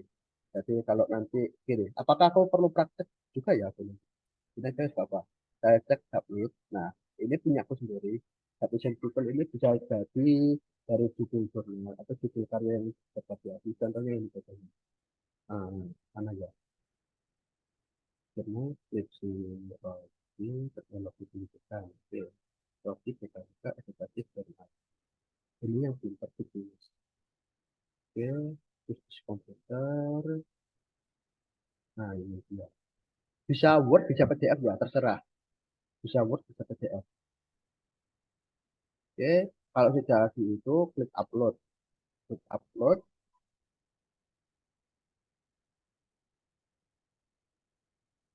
Ini prosesnya agak lama karena Turnitin ini banyak yang pakai, jadi jangan kaget kalau semua teman-teman pakai Turnitin itu servernya ngedown. Itu. Tapi biasanya ngedown itu tergantung dari negaranya sih. Kan berarti kalau kita kan Indonesia, berarti Turnitin yang servernya di Indonesia, bukan yang servernya di Amerika. Gitu. Nah, nanti kalau sudah submission nanti di sini ada keterangan. Oh, autornya ada penulisnya siapa. Oh, autor ini bukan penulis sih. Autor ini itu Turnitin akun kita. Akun kita. Nah, yang yang perlu diketahui adalah ada submission digital, ada file name-nya apa, ukurannya sama background. Nah, jumlah kata sama karakter pun juga ada di sini. Ini juga ada. Nah, kalau sudah ada tulisan congratulations. Nah, berapa lama sih proses ngetik code plagiasi ilmu? Tergantung dari jumlah halaman yang ada. Kalau ada halaman sedikit itu biasanya cepat juga sampai 1 menit. Biasanya seperti itu. Kalau semuanya halaman sedikit tapi lama, berarti berarti submission penelitiannya ini yang down. Jadi kita harus pakai submission yang lain. Jadi itu tadi. Coba saya refresh ya. Sudah atau belum? Kalau belum berarti oh sudah. Gitu. Nah, ini adalah tampilan. Dia plagiasinya kok ini. Dia plagiasinya 28%. 28% sesuai dengan keterangan dia kategorinya warna kuning salah gitu. Dia plagiasi keterangannya warna kuning 28%. Terus gimana sih cara kita lihat? Klik aja view, klik aja view. Nah ini lagi proses. Nah gini teman-teman, sedikit info yang saya berikan. Kalau teman-teman sudah punya karya, segera dicek dulu secepat mungkin. Karena apa? Karena internet ini database-nya akan update seiring tambahnya waktu. Sebelumnya ini aku pernah sih karyaku ini tidak 28 mungkin 23 atau 22 aku lupa. Nah karena ini sudah lama nggak aku itu lagi, akhirnya ketambahan karya-karya baru yang sudah kedetek sebutin menjadi 28, pertama karya dari punyaku dari referensi Unpad. Itu yang pertama. Terus yang kedua ada yang namanya plagiasi karya sendiri. Itu bukan sebenarnya bukan plagiasi sih, cuma gini, kalau karya teman-teman sudah terpublis di jurnal, di OJS, dan kedetek sama Google Scholar, otomatis kedetek sama database-nya itu. Jadi kalau teman-teman ingin mengecek karyanya Anda langsung sudah terpublis, otomatis plagiasinya langsung tinggi 195, 198, yang seperti itu. Itu bukan karena kita plagiasi, enggak, karena artikel kita sudah terdetek review dan kita coba ngecek artikel yang sudah ada dalam database-nya review. Nah, terus gini, beberapa hal yang Anda perlu pahami tentang review. Yang pertama, istilah asing itu jarang banget terkena. Kalaupun terkena itu biasanya yang sering muncul. Contohnya application atau bahasa Indonesia-nya aplikasi. Singkatan juga jarang terkena singkatan. Kecuali singkatan kalau pakai kepanjangannya itu mungkin iya. Tapi kalau singkatan itu jarang. Nah ini kan contohnya user acceptance test, tapi ada singkatannya. Ini ada. Karena kebanyakan penelitiannya nulisnya seperti ini. Jarang banget yang nulisnya UAT saja. Terus juga yang sering kedetek penelitian adalah kata umum kayak bahasa Inggris, pembelajaran, terus mungkin nama fakultas, nama universitas, terus mungkin apa ya, permainan, permainan kalau mungkin sinonimnya itu game ya, terus apa lagi ya, minat dan bakat, motivasi belajar, tahun. Nah itu sesuatu yang kita sudah nggak bisa memfilter lagi karena itu sudah paten. Nah jadi gini, kalau teman-teman membuat sebuah karya ilmiah, sebisa mungkin minimalisir karya yang dari dokumen legal, contohnya undang-undang. Anda nggak bisa mengubah isi undang-undang. Itu saranku ya, kalau semuanya ini dari hukum. Nah, jadi sebisa mungkin hindari dokumen yang legal, karena Anda nggak bisa mengubah isi dokumennya lagi. Seperti itu. Itu trik dariku. Terus juga, kalau ini kasusnya jurnal, kalau Anda ingin biar bisa lolos tes penelitian, sebisa mungkin cari jurnal yang jumlah halamannya itu di atas 10. Karena apa? Turnitin itu sistemnya gini. Turnitin itu mengecek total kata yang ada dibagi dengan apa? Bukan dibagi sih. Dibandingkan dengan jumlah kata yang terdetek dalam turnitin. Jadi contohnya gini. Aku punya karya ilmiah ya. Aku punya karya ilmiah yaitu ada 80.000 kata. Nah, terus pas tak cek, oh ternyata yang kena turnitin itu adalah sekitar 20.000 kata. Nah, jadi sisanya kan ada 60.000. Nah, ini ada, ini kasusnya kalau artikelku hanya 10 halaman. Nah, caranya biar mengakali, biasanya peneliti ini akan mengecek istilah yang sifatnya umum, kebahasaan umum, sama referensi yang sifatnya dasar teori, gitu. Jadi kayak teori, referensi itu masih terdapat. Kalau hasil itu jarang banget. Hasil kan pure cerita kita kan. Nah ini hasil jarang banget kena turnitin. Ini hasil jarang banget. Nah strategi itu kenapa kok harus lebih dari 10 jurnal, 10 halaman. Semakin banyak halaman, semakin banyak kata pembahasan yang bisa teman-teman tulis di sini. Nah, pembahasan yang sering yang banyak ditulis ini meminimalisir plagiasi Turnitin. Jadi contohnya sini, 10 halaman. Terus semuanya perbandingannya sama 12 halaman. 12 halaman berarti anggap saja 100.000 kata.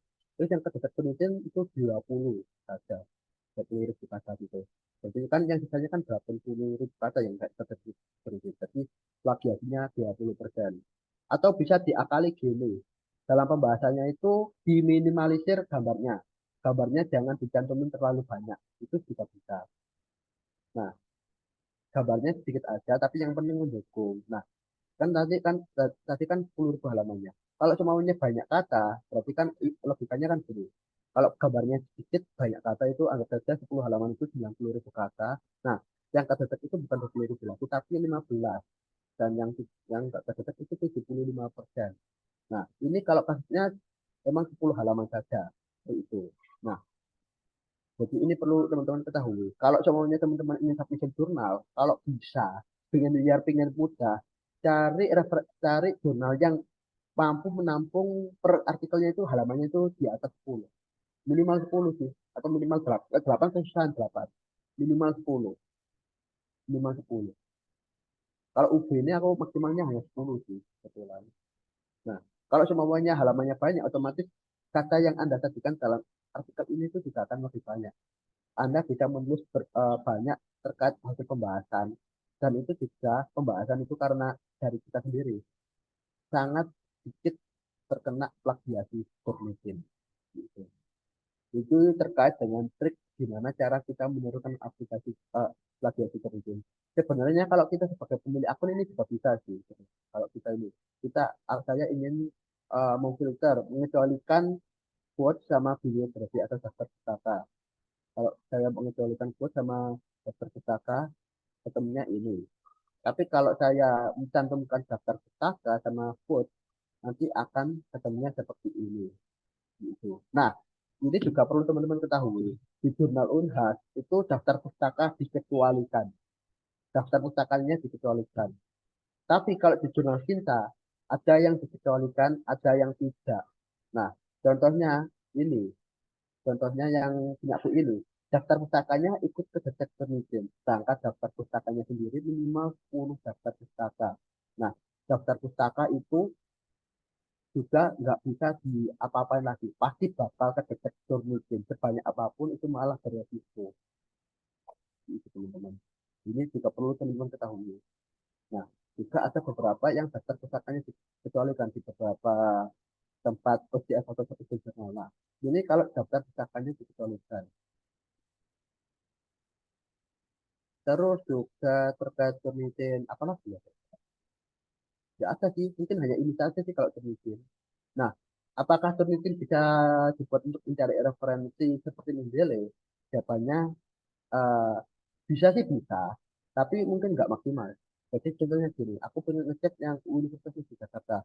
Artikelnya ini ada artikel apa saja di sini. Nah, kita harus mencari satu persatu di sini. Gitu. Jadi nggak maksimal sih kalau buat mencari sumber referensi daftar pustaka itu nggak maksimal.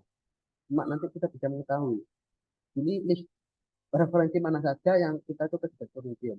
Banyak kan dari jurnal ada ketik, ada Inhasib juga sendiri, ada UIN Jakarta, Gate, UMJ, repositori, apa lupa, repositori juga kedetek turutin.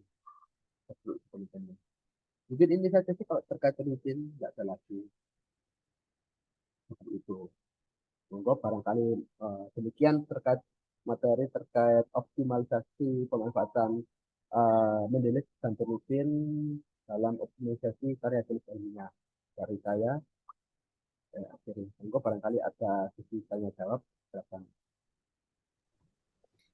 Baik, terima kasih.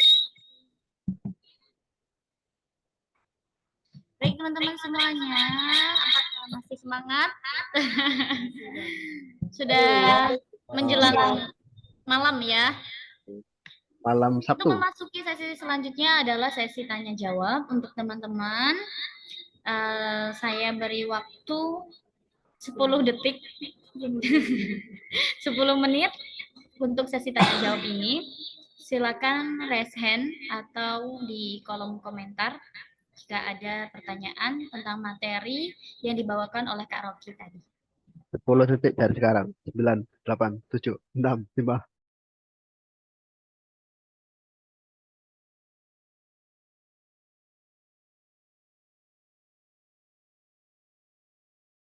Monggo teman-teman barangkali ada yang ingin ditanya. Rofik, woi, virtual background keliru, Rofik, woi. Ini mau bertanya ya, mungkin pertanyaan perwakilan buat teman-teman aja. Ya, silahkan. Apa di persyaratan karya ilmiah wajib menggunakan Mendeley? Apakah hanya untuk penulisan footnote dan daftar pustaka otomatis saja, ataukah mereka jadi bisa mengakses library kita? Bagaimana Mas Rogi? Bisa dipahami tidak pertanyaannya? Aku paham. Jadi apakah menulis itu cuma hanya buat sekedar buat nulis footnote saja, terus daftar pustaka, apakah bisa buat apa kayak mengakses library sampan itu kan? Ya, Hmm. ya, terima Sebenarnya kasih. Mungkin itu saja. ya, saya langsung jawab aja ya. Oke, monggo. Jadi gini sih, apakah library ini dalam artian referensi kita yang kita pakai atau karya kitanya? Halo Mas Rofik,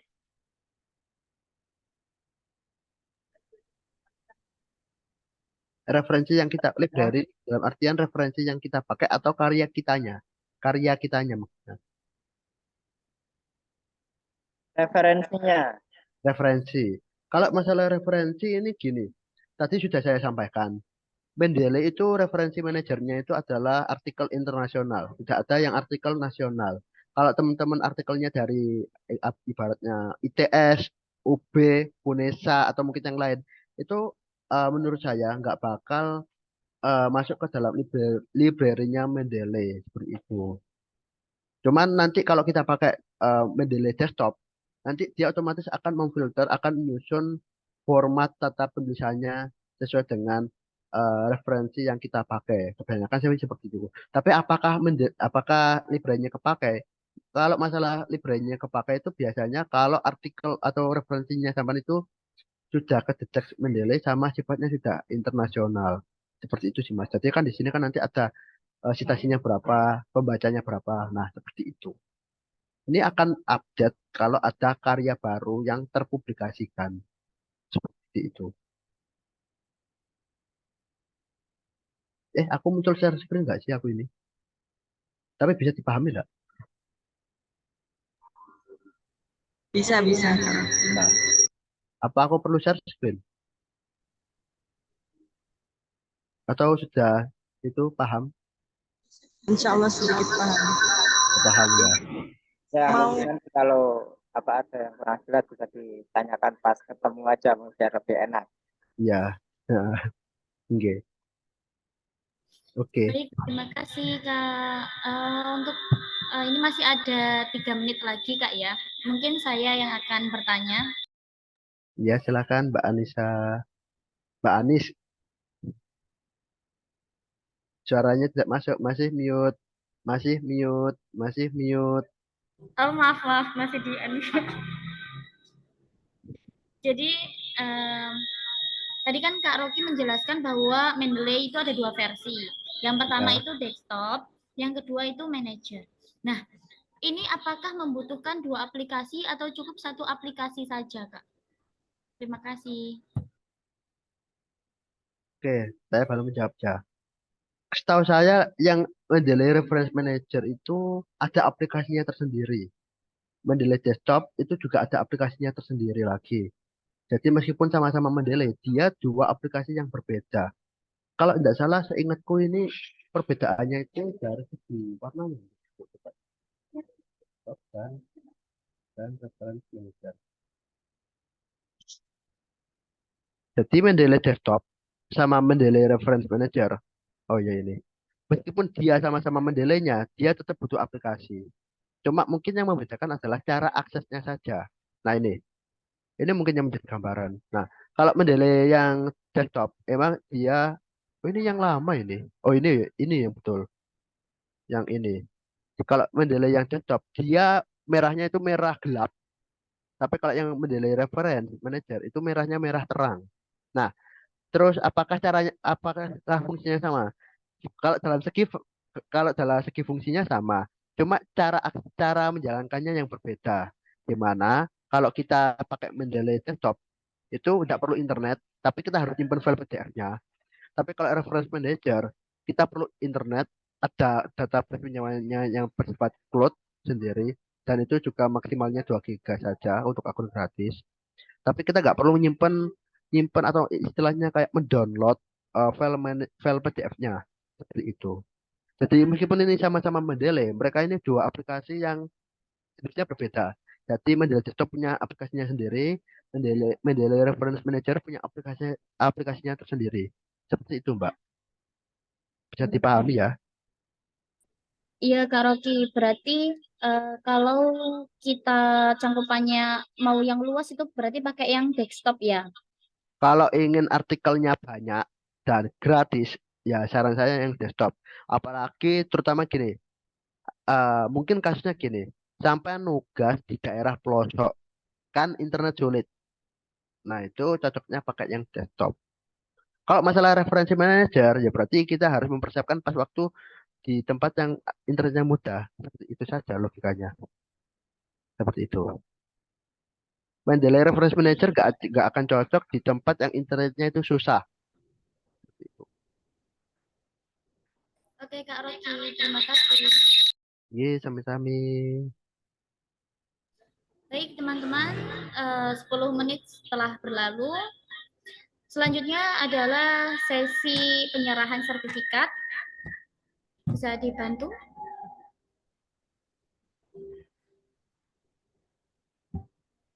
Waduh. Kita hitung ya. Hitung ya. Siapa ini yang dihitung? Ini sertifikatnya Kak Rocky ya. 1, 2, 3.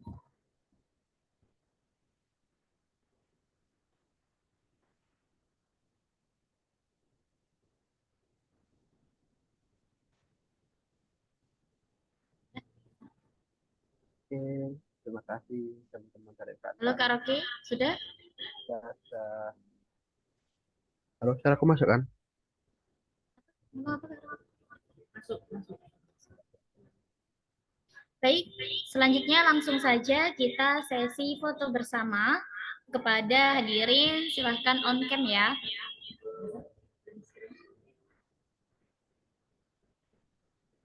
Admin mungkin view-nya dibuat galeri aja. Kalau untuk dokumentasi. Oke. Silakan menampilkan videonya dan kita foto bersama dulu. Sudah siap semuanya? Mas Rofik, Mas Afrizal, Mas Sirajat, dan Mbak Anissa. sudah siap? Ini yang screenshot siapa? 1, 2, 3. Sekali lagi. 1, 2, 3. Mungkin ganti gaya K, RPM. Kok hilang ya, lah, nggak terlalu tinggi.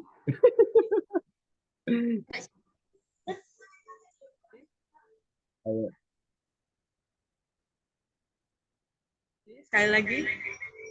1, 2, 3. Sekali lagi. 1, 2, 3. Oke, terima kasih teman-teman. Terima kasih. Baiklah, terima kasih semuanya. Ada beberapa cuplikan yang ingin saya sampaikan dari pertemuan pada hari ini, yaitu penulis atau peneliti itu harus mengenal aplikasi Mendeley dan juga Turnitin untuk membantu kita dalam proses kepenulisan. Mungkin cukup sekian pertemuan kita pada hari ini. Saya Anissa Eka Tujana, mohon maaf apabila terdapat kesalahan, baik yang disengaja maupun tidak. Kepada Allah saya mohon ampun. Terima kasih. Wassalamualaikum warahmatullahi wabarakatuh. Waalaikumsalam warahmatullahi wabarakatuh. Terima kasih. Terus buat teman-teman UKM KRPM, sama-sama Mbak Dila. Oke, sama-sama Mbak Anissa. Sukses terus buat teman-teman UKM KRPM. Saya pamit. Amin. Sampai jumpa.